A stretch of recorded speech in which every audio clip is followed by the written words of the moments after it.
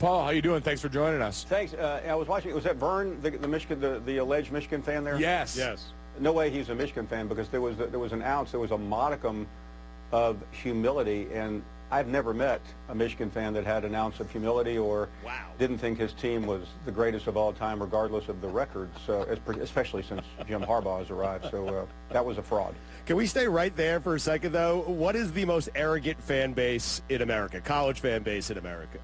Well, in terms of, as you know, doing a talk show, the Michigan fans lately have been the worst, because they have won, let's see, a half a national championship in about 60 years, and they talk like they're Alabama, Ohio State, SC, Oklahoma, Nebraska, and Penn State wrapped into one. I'm starting and finishing right there. And a lot of people will come after SEC schools. Maybe I'm tone deaf to Alabama fans because I lived in Alabama for 30 years. I hear that occasionally. But I'm pretty firm on Michigan. You're not going to be able to move me on this Thursday morning.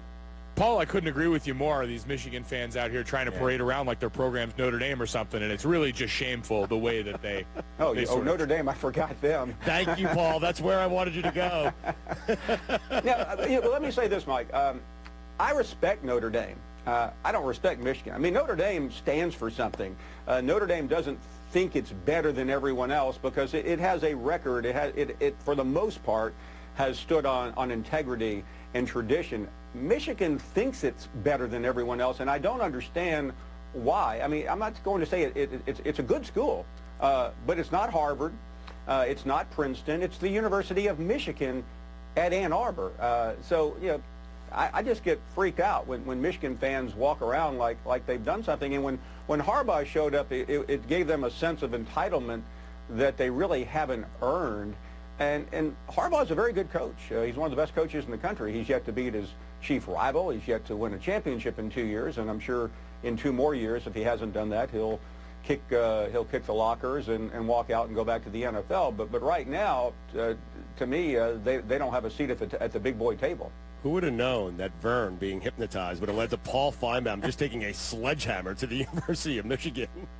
Well, listen, I try to be real, and it's always something with Michigan. They win a half a championship, then they have all these, they go through these variety of coaching changes, and then they bring Harbaugh in, and he loses the biggest game of the year, and he goes crazy over the officiating. And I feel sorry for the officials' families in the bowl game Friday night, because I'm sure he's already researching them, trying to find someone to blame if the game doesn't go his way.